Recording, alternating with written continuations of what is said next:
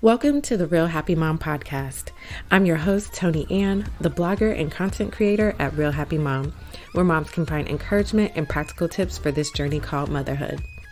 I also have this podcast to introduce you to other moms from various walks of life, and today I'm talking to Naomi about one of my favorite topics, and that's self-care. But before we jump into this episode, I want to make sure that you know about my mommy affirmations. These affirmations will help you with keeping a positive mindset so that you can make sure that you enjoy this journey called motherhood. So head over to realhappymom.com/affirmations to download your free affirmations today. Now let's jump into episode number 37 with Naomi. Welcome to the podcast, Naomi. I'm excited to have you on today. Thank you for having me. I'm really excited to be here. Yes, it is going to be a fun topic that we are going to be talking about. One of my favorites, which is self-care. But before we jump into that, I wanted you to just tell us a little bit about you and your business.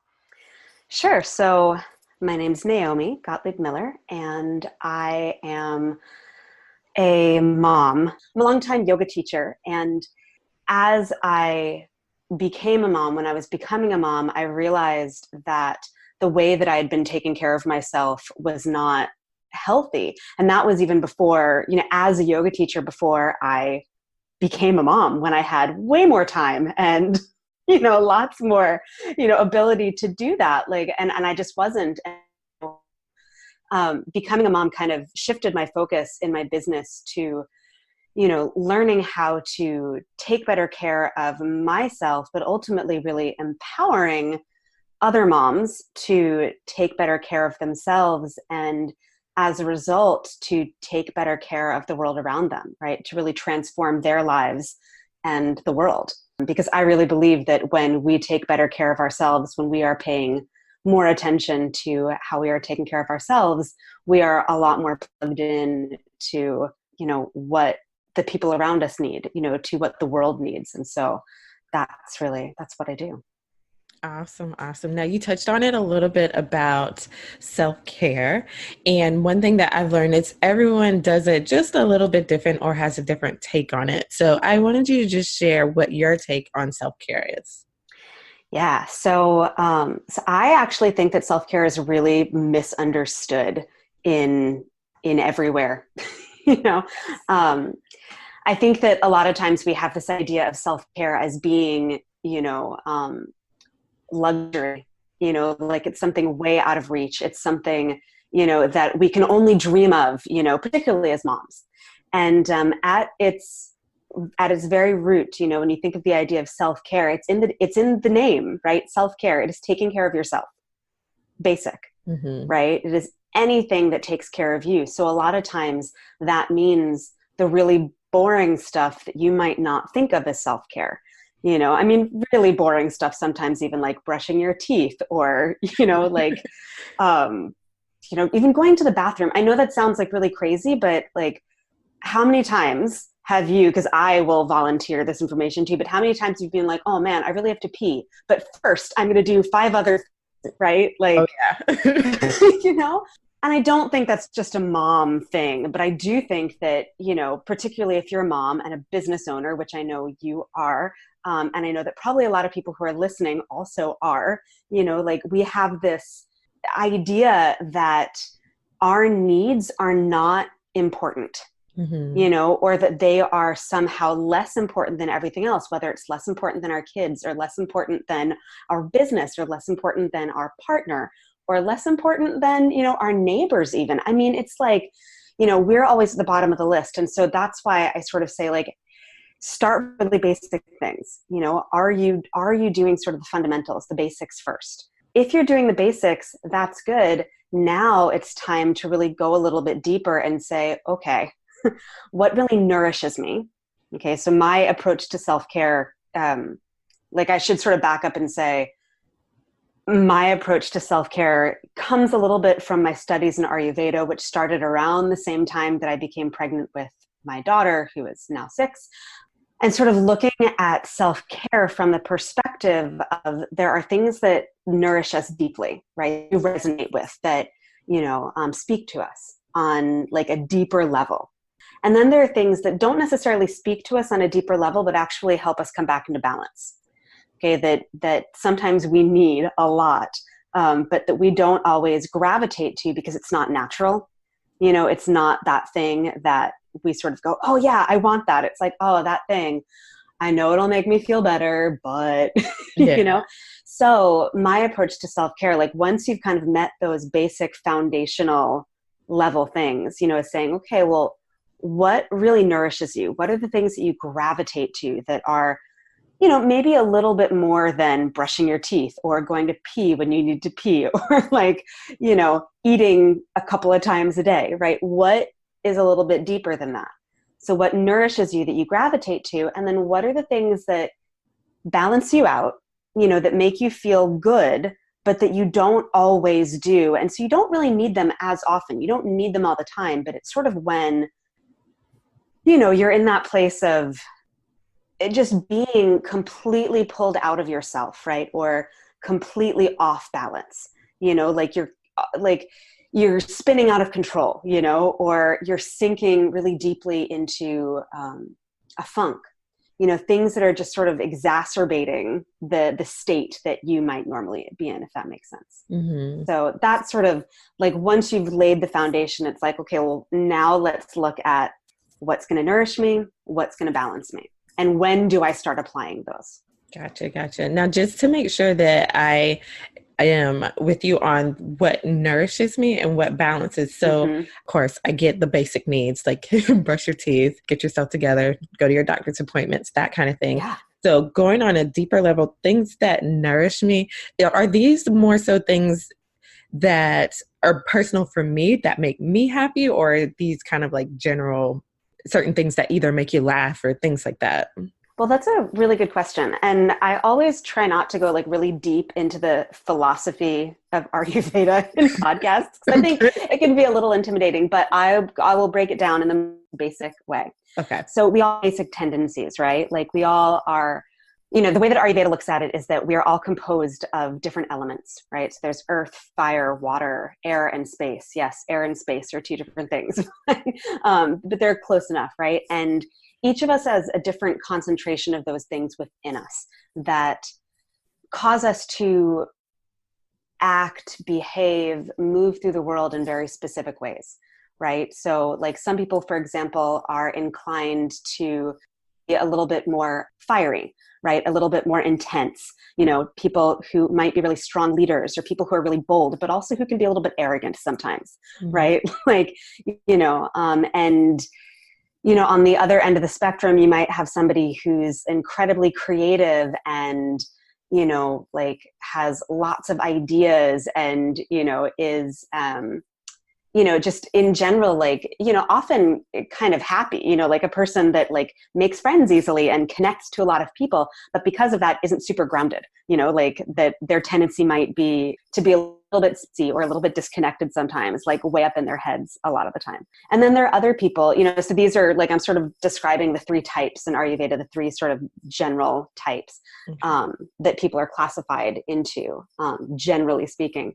And, and then you might have somebody who, just sort of likes to chill a lot of the time, like somebody who would be happiest, like hanging out on the couch all day long, whether it's like reading a book or just sitting with a friend, like, this is the person that you go to when you need to talk to somebody, like this is the person who gives the best hugs in the entire world. Like this is the person who takes care of you when you're sick. Then sometimes like some of the more negative connotations that are associated with that particular type are like laziness, for example, or, they're not motivated or whatever, but that's not necessarily true. That's just sort of what can be associated with them, right? Mm-hmm. So within each of those types, like what do you gravitate to, right? Somebody who is more of that creative type, for example, right, might gravitate to self-care that is more movement-based, right? Like they like to move, they like to be really dynamic. So like self-care for them might be like going to a dance class, or just dancing in their house, to like music on YouTube,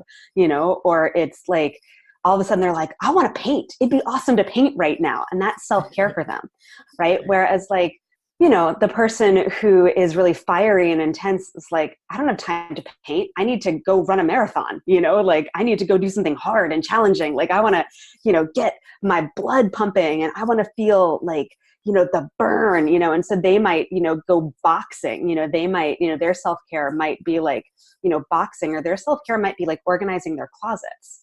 Mm-hmm. You know what I mean? Like it's what do you gravitate to based on your tendencies, based on like that sort of basic personality type, whereas like the person who likes to chill, like that person might be the person who's like, I need to get a massage every single week, right? If I don't, because I just like it when I'm lying on my back and people are like rubbing me up, it's, or like they're the kind of person that tends to like take naps a lot.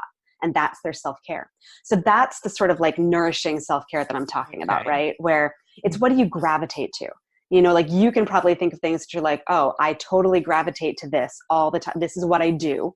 Yeah. And then on the other end of the spectrum, in terms of the balance, that person, who gravitates, like I was just saying, who gravitates maybe more to like taking naps a lot, or like going to get their massage, or like getting something that's a little bit more chill, something that's a little bit more restful. Like every once in a while, they kind of need a kick in the pants. They kind of need to do a kitchen dance party, like, or organize their closets, right? Like every once in a while they need something, and it might not be those things, but they might need something that stimulates them a little bit and gets them out of that funk. Because, if you've ever spent a lot of time on a couch, even for people who like love that, it can sometimes be really stagnant, right? It can weigh you down, right? It can mean that actually you aren't eating when you should, and you're not brushing your teeth, and you're not, taking care of the fundamentals anymore, right? Like you're more in that place of like, stagnation is really the best way to think of it. But, it's like things aren't changing. Like you're not really taking care of yourself by lying on the couch anymore. You're just lying on the couch, right? It's no longer self-care. It becomes a practice that is not supporting you. So, I mean, that's one example, but, in the other ones you can find, others too. It's like the person who is really creative and really dynamic and is always going. Every once in a while, they need a nap. Mm-hmm. Every once in a while, they need to go to bed early, right? And not stay up until 2 a.m. with all of their crazy ideas, right? Every once in a while, they need to pull it back because it's wearing them out. Mm-hmm. So, and you can find that within all of them. And there are, this is the thing with self-care, right? Like I can give you general ideas of like, oh, this is what could work for this person. This is what could work for this person.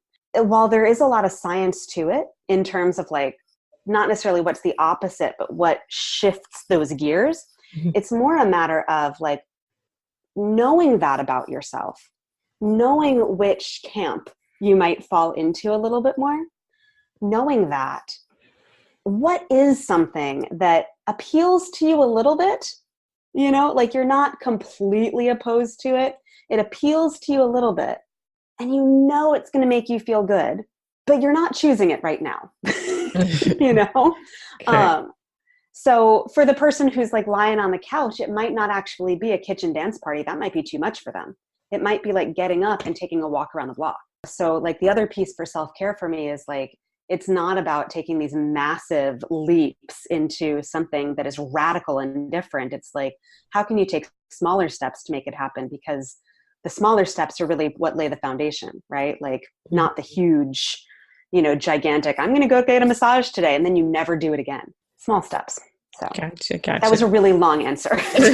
No, that was really good. It was really good. And you touched on it a little bit because I know when we talked before, we were talking about how a lot of times there's these comments that self-care is really frivolous and just kind of like shallow and things like that. So I just want you to share with us why you disagree with this, and then why self-care is actually a necessity versus just something that we do just because. Oh, yeah, absolutely. And I love that question. I think the idea that self-care is frivolous, I think it really just comes down to more than anything, because I think that we tend to associate self-care with women in general, which again, I think is problematic. Like men need to take care of themselves too, right? And often do. Like they don't think of it as frivolous. Like men, I mean, I'm sure some men do, but I think men are like, oh, I want to go do this thing. I'm going to go do this thing. Like they don't, it's not always a question of like, is this frivolous? Am I doing something that I shouldn't be doing? Like, they don't question that, you know? But as women, I think we tend to, because we've been taught to. I think we've been taught to think that our needs are not as valid. I think moms especially are taught to think that our needs are not as important. And so, I think that part of it really just comes into conditioning, right? From a cultural, societal perspective. I think that some big things need to change there and I think they are, but I think that, we need to start saying like, no, my needs are not frivolous. But I think it's also the idea that, when we think of self-care as like these kind of big acts, like I think a lot of times people think of self-care as like going and getting a mani-pedi or, going and getting your hair done or going and, like, we tend to think of it as like these beauty-based, superficial things. Those things are also fine. I might not gravitate to them. Like, I don't remember the last time that I got a pedicure, like, or a manicure. I think it was a year ago. Like, it's just not my thing. And that's okay. Like, for the people that love that and do it and it really feeds their soul, do it, and call it what it is. But also know that it's not a frivolous act. Like, it is an act of love, right? Like, self-care is an act of self-love. Because if you are not taking care of yourself, and if you are saying that all of your needs are frivolous or that all of your needs are kind of unimportant, or even that saying that the only things that are self-care are the things like getting your hair done or getting your nails done or getting a facial or whatever else, like, you're kind of missing the deeper point of what self-care is, which is purely taking care of yourself. So on the other end of it, like, if all you're doing is going to get your nails done and your hair done and getting facials, but you are exhausted all the time, if you are getting sick like every week, like, if you're constantly, like, having digestive issues, or if you are, getting the flu all the time, or, if you're breaking out constantly, or, if you're having aches and pains in your body, but you got your hair done, you're not taking care of yourself, yes. And that's the other kind of side of it, right? Is that when we only associate self-care with things that can appear a little bit more on the superficial, like all that external stuff, then we start saying, well, and I see this all the time, self-care doesn't really matter. I see blogs about this every other day. Self-care is not going to fix this. Self-care is not going to fix that. Okay, well, what do you mean by self-care? Like, what are we talking about? Let's get back to that basic level of, are you taking care of yourself? Mm-hmm. Not how awesome your hair looks, not any of that. Like, I mean, obviously I want my hair to look awesome, but like, it's gotta be on a more basic, you gotta hit all the levels, right? Yes, definitely. I'm totally with you on that. And you touched on it a little bit too about women, how we tend to put ourselves second or sometimes last. And this is why I think it's hard for women, in particular for moms, to practice self-care. So I just wanted you to talk to us a little bit about why this is not only a disservice to ourselves, but to our children too. Yeah. So it's really interesting that you asked this question, because it's something that I've been thinking a lot about. I think about it all the time, but it's something I've been thinking a lot about lately in how I can actively teach it to my kids. So, ever since my kids were born, like, I have been working really hard to take care of myself, to build in that time and to show them what that looks like, right? So, like, I have pretty serious morning routines, and even, my morning routine, for example, like, part of it is to sit outside and to write and to meditate, because it's the summer. So I have a little bit more space in my morning. I can shift things around and to move my body. My kids know this, right? They know that this is mommy's time. And sometimes it means that, they show up and they're like, Mommy, I need you to do this for me. And I'm like, sorry, baby, mommy's exercising right now, or mommy's doing yoga right now, or whatever. Sometimes it means they come outside and they sit with me during meditation if they're awake that early. If it's a real emergency, like, my son had a diaper full of poop this morning, and like, I really didn't want it to get worse. And so I was like, okay, go get me a diaper, go get me the wipes, I'm going to change it because he can. He's 3, which also he needs to not be in diapers anymore. Let's be real. Don't worry. I got a 3-year-old in diapers too. I know. We're working on it. It's a thing. We're working hard. We're working really, really hard, but I feel you, sister. It's like, it's the worst. But it's like, yeah, I stopped what I was doing to change his diaper. I did that. And then I got back to my yoga because it's important to me. So part of it is modeling to them, like, these are things that I do to take care of myself. It's modeling to them, if I don't take care of myself and I'm only taking care of you, I don't feel so good. Like, if you're sitting down and eating and I'm still making food for everybody, that's not so good. Like, we need to work together, to make it so that it doesn't look like I'm never doing anything for me. Mm-hmm. Like, I have to show you, there are times, like, even because I'm pregnant again, last baby. Are you sure? Yeah. Oh yeah. Oh yes. My husband very kindly took care of that. So, yeah, we're good. But we'll call it like a birthday gift. This is a surprise baby, but which we're happy about now, but it's just like, whoa, okay. So anyway, so just the other day I was really tight. Like, I just felt completely worn out. It was just me home with my kids. I think my husband was at work and I was exhausted, like, I'm 32 weeks pregnant now and I was exhausted. And, I said to my kids, I was like, my daughter wanted to play with me and I said, okay, I will play some cards with you. And then mommy needs to rest for a little bit. And I'm going to rest on the couch and you can watch TV, but I need to rest and I need you to, like, let me rest. And so I did. We played cards, turned on the TV. I'm lying on the couch. My kids are, like, trying really, really hard to be quiet so that I can just, like, lie there. And, and eventually, like, I think I fell asleep for a little bit and woke up. They're old enough to kind of take care of themselves, with me just asleep on the couch and them right next to me. So it's not a big deal. But it was that moment where I had to say to them, like, mommy needs to take care of herself right now. I played with you and I will play with you after I nap.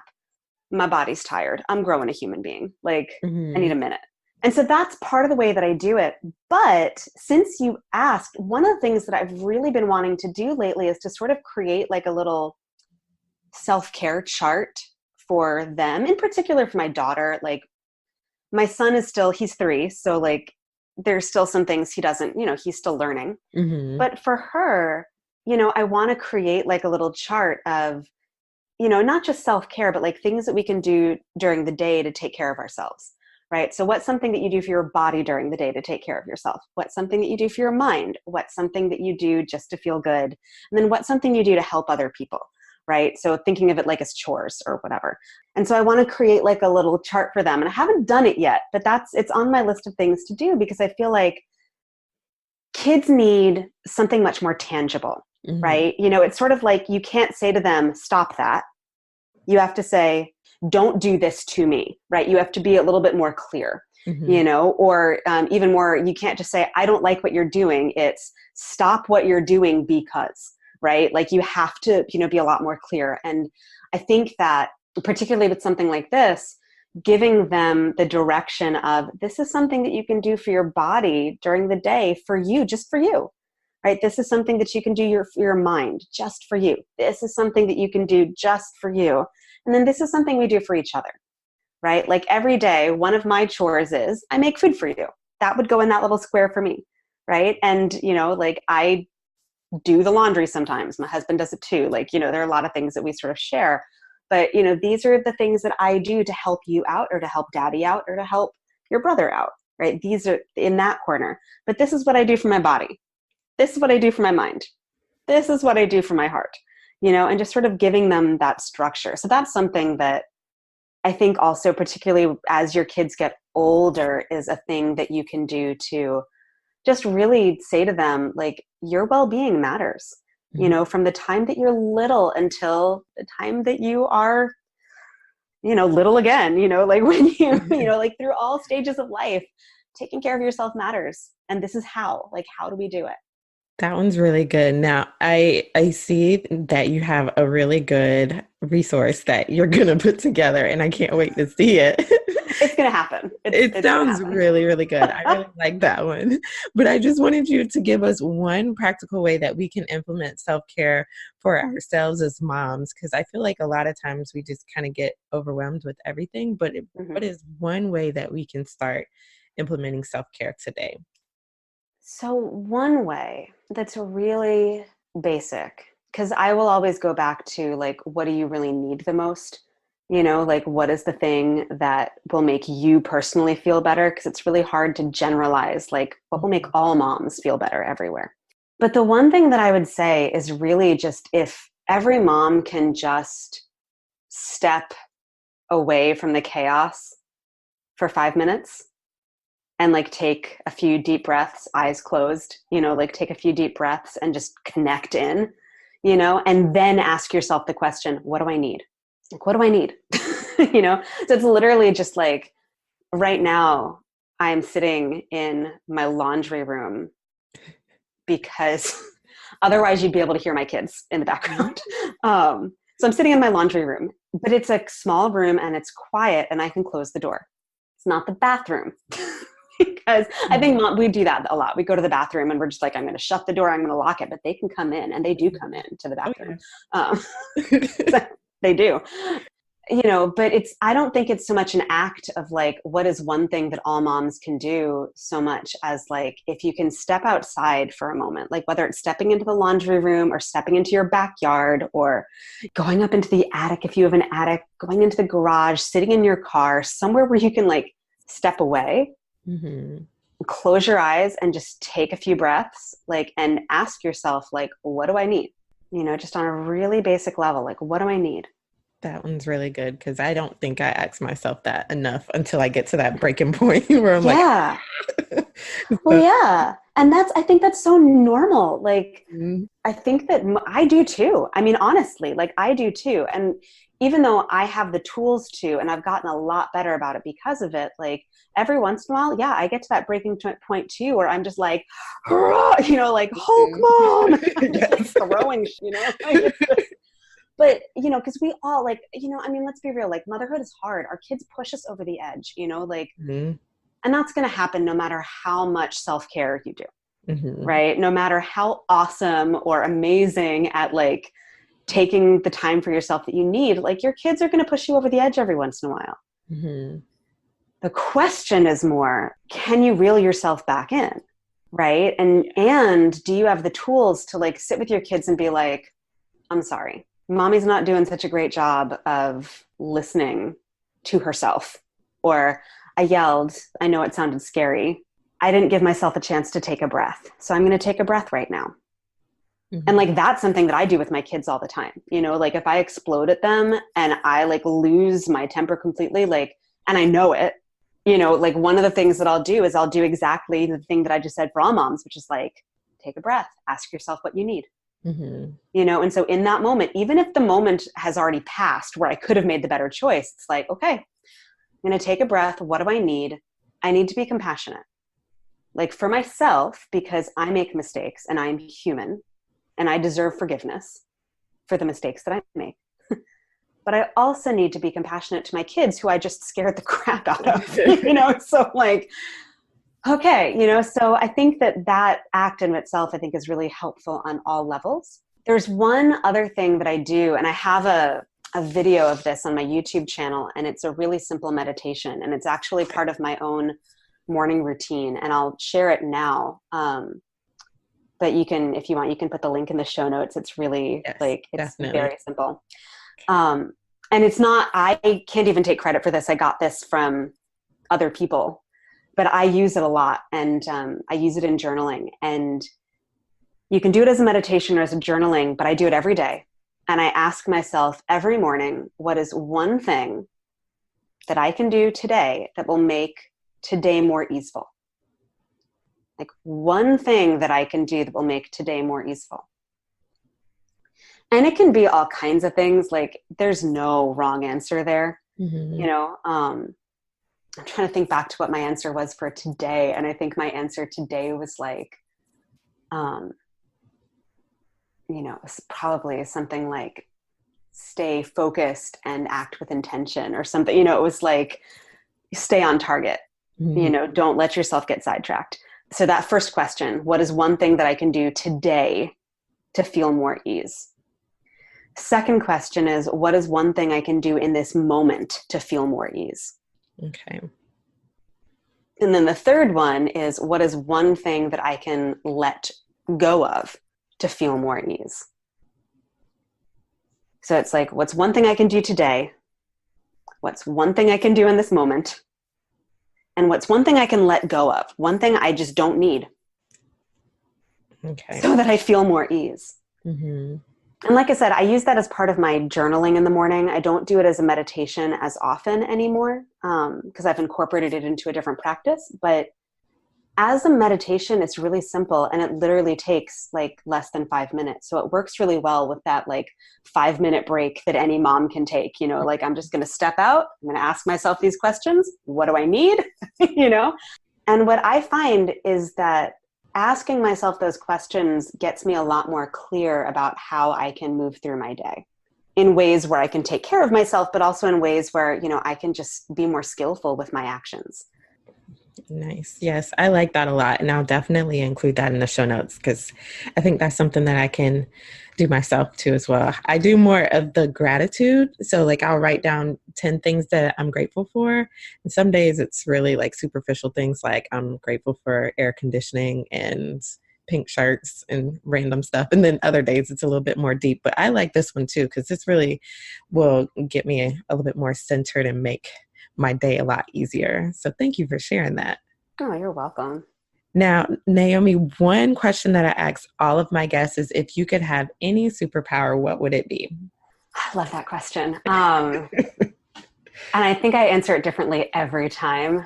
If I had one superpower, I really wish that I could that I had healing powers, that like if somebody was hurt or if somebody was injured or, something like that, that I could use my hands to create healing. Like I would love that.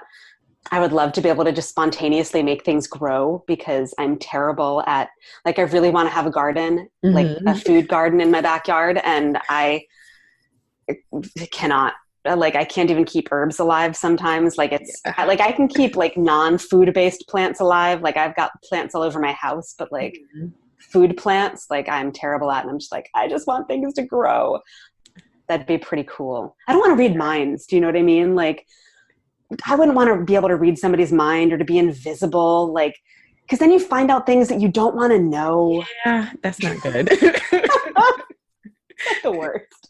Yes, you are right. Now, Naomi, where can we find you online if we want to learn more about you and your business? Yeah, so you can find me in most places at Conscious Healthy Mama. Conscious Healthy Mama is my website, but it's also my Instagram handle. It's my Facebook. So those are sort of the easiest places to go. I do have a YouTube channel also, and it's the only one where if you look up Conscious Healthy Mama, you won't find me, which is like terrible. But if you go on YouTube, if you look up my name, Naomi Gottlieb-Miller, you will find my YouTube channel. And I have hundreds of videos on there, yoga videos, but also health and wellness and self-care based stuff also. And I release a new video, a yoga video on Sundays and a wellness-based video on Wednesdays. So, so those are the easiest places to find me. Very nice. Well, thank you so much for sharing that. And thank you so much for sharing all of this great information. I know that it's helped me out. So thank you, Naomi, for sharing this with us today. Well, thank you for having me. It was so much fun. Now that does it for this episode of the Real Happy Mom podcast. To find the links in the show notes, make sure you head over to realhappymom.com/37.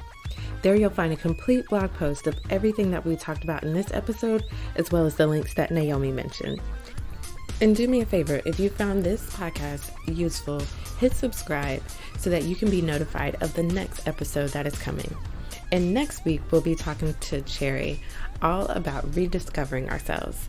So hit subscribe now, and I'll catch you in the next one.